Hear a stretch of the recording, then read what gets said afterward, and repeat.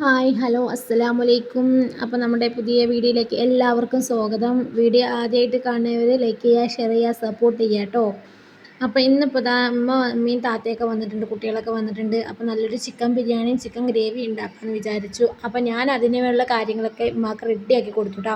ചിക്കനൊക്കെ കഴുകി മസാല പുരട്ടി വെച്ചു. പൊരിച്ചിട്ട് ഗ്രേവി ആക്കാമെന്ന് പറയുമ്പോൾ വെറൈറ്റി ആയിട്ട് പട്ട കറാമ്പോ ഇലക്കൊക്കെ പൊടി കഴിഞ്ഞിരിക്കണം. അപ്പോൾ അത് പൊടിക്കാൻ വെച്ചു. ഉള്ളിയൊക്കെ നന്നായി അരിഞ്ഞു കൊടുത്തു. അപ്പോഴേക്കും ഉമ്മ അതാ അടുപ്പത്ത്. ഉമ്മ വന്നാൽ പിന്നെ ഞാൻ അടുക്കളയിൽ കയറൽ സഹായിക്കൽ മാത്രമേ ഉണ്ടാവുള്ളൂ, ഫുഡ് ഉണ്ടാക്കാറില്ല കേട്ടോ. അത് വീട്ടിൽ പോയാലും ശരി, ഇവിടെ വന്നാലും ശരി കേട്ടോ. അപ്പോൾ ഉമ്മ അത് ഇറച്ചിയൊക്കെ നന്നായി പൊരിച്ച് വെച്ചു. ഒരു ഹാഫ് വേവിച്ച് വെച്ചിട്ടോ. ഹാഫ് വേവേ ഉണ്ടായിട്ടുള്ളൂ ചിക്കന്. ഇനി ബാക്കി മസാലയിൽ കടന്ന് വേകുമല്ലോ. പിന്നെ കുറച്ച് അതിൻ്റെ പാർട്സും ഒക്കെ എടുത്തിട്ട് ബിരിയാണി ഉണ്ടാക്കാമെന്ന് വെച്ചു കേട്ടോ. അങ്ങനെ ഉമ്മ അത് അടുപ്പത്ത് ചട്ടിയൊക്കെ വെച്ച് നല്ല ഉള്ളിയും തക്കാളിയും പച്ചമുളകൊക്കെ നന്നായി വാട്ടിയെടുത്തു. എന്നിട്ട് അതിലേക്ക് പൊടികളായിട്ട് മുളക് പൊടി, കുറച്ച് മല്ലിപ്പൊടി, കുറച്ച് ഗരം മസാല കേട്ടോ. നല്ല മല്ലിയിലയും കറിവേപ്പിലയും പുതിനയൊക്കെ ഇട്ടിട്ട് ഇത് ബിരിയാണി വെക്കണം കേട്ടോ. ചിക്കൻ അവിടെ പൊരിച്ച് മാറ്റി വെച്ചിട്ടുണ്ട്. ഇനി ഇതുണ്ടാക്കി കഴിഞ്ഞിട്ടാണ് അതിൻ്റെ ഗ്രേവി ഉണ്ടാക്കുള്ളൂ കേട്ടോ. അപ്പോൾ മദ്രസ കുട്ടികൾക്ക് 2 ദിവസം ലീവാണ് പറഞ്ഞു. അപ്പോൾ പിന്നെ സ്കൂളില്ലല്ലോ. അപ്പോൾ താത്ത വന്നു. അപ്പോൾ താത്ത ഉമ്മയും അവളുടെ കൂടെ അങ്ങനെ വന്നു കേട്ടോ. താത്ത വീട്ടിലേക്ക് പോയതായിരുന്നു. അപ്പോൾ ഞാൻ അവളെ വിളിച്ച് വരുത്തി. അപ്പോൾ പിന്നെ അങ്ങനെ എന്തായാലും ഇങ്ങോട്ട് വന്നു കേട്ടോ. ഇനിയിപ്പോൾ ഇന്ന് വൈകുന്നേരത്ത് പോകും, കാരണം നാളെ കഴിഞ്ഞ് മദ്രസ തുറക്കുമല്ലോ. അപ്പോൾ പിന്നെ അങ്ങനെ അവൾ പോകും കേട്ടോ. അപ്പോൾ വന്നതല്ലേ, ചിക്കൻ ബിരിയാണി ഉണ്ടാക്കാൻ വിചാരിച്ചു. പിന്നെ ഉമ്മ അതൊക്കെ സെറ്റാക്കി അതിൽ വെള്ളമൊക്കെ ഒഴിച്ചു. അത് അവിടെ ബിരിയാണി അവിടെ സെറ്റാക്കി കേട്ടോ. ധാരാളം മല്ലിയിലയും കറിവേപ്പിലയും പുതിനയൊക്കെ ഇടും കേട്ടോ. കറിവേപ്പില ഇടില്ല കേട്ടോ, മല്ലിയിലയും പുതിന കേട്ടോ. എന്താണ് രാവിലത്തെ ബിരിയാണി കേട്ടോ അതൊക്കെ.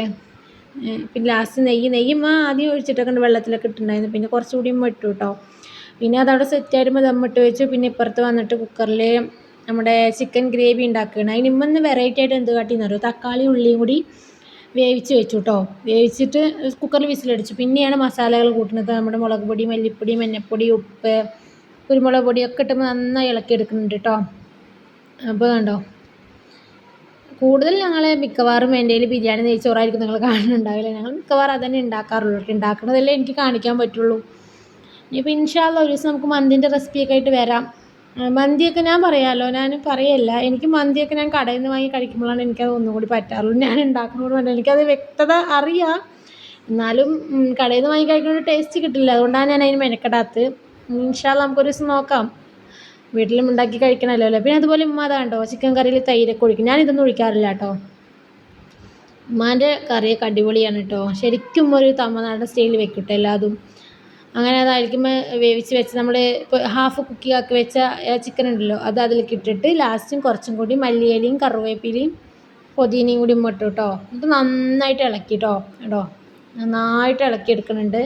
നല്ല ഇളക്കിയിട്ടോ. അങ്ങനെ അപ്പോൾ അതവിടെ സെറ്റായി. നമ്മുടെ ശരിക്കും ഒരു പൊട്ട് പോലെ വെള്ളം ഒഴിച്ചിട്ടില്ല കേട്ടോ. ആ തക്കാളി ഉള്ളിൽ നിന്ന് ഇറങ്ങിയ വെള്ളമാണ് കേട്ടോ അതിലുള്ളത്.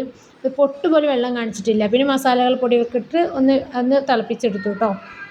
പിന്നെ ഞങ്ങളതാ രണ്ട് ഉമ്മമാരും താത്തയും കുട്ടികളും എല്ലാവരും കൂടി പായൊക്കെ ഇട്ട് വാഴൻ്റെ ഇലയൊക്കെ ഇട്ട് വെച്ചിട്ട്, എൻ്റെ വീട്ടിൽ പിന്നെ നിറയെ വാഴയൊക്കെ ഉണ്ടല്ലോ ബാക്കിൽ, അതൊക്കെ കൊണ്ട് വലിച്ചിട്ട് വന്ന് ഞങ്ങളെല്ലാവരും കൂടി ഇരുന്നിട്ട് അൽഹംദുലില്ലാ റാഹത്തോടെ ഭക്ഷണമൊക്കെ കഴിച്ചു കേട്ടോ.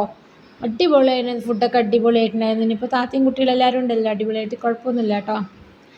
അപ്പോൾ എല്ലാവരും സുഖമായിട്ടൊക്കെ ഇരിക്കണില്ലേ? ഞാൻ സുഖമായിട്ടൊക്കെ ഇരിക്കുന്നുണ്ട്. ചോദിക്കാൻ വിട്ടുപോയി, കുറേ ആയില്ലേ. അപ്പോൾ അന്നത്തെ വീഡിയോ ഇത്രയേ ഉള്ളൂ കേട്ടോ. അപ്പോൾ എല്ലാവർക്കും ബായ്.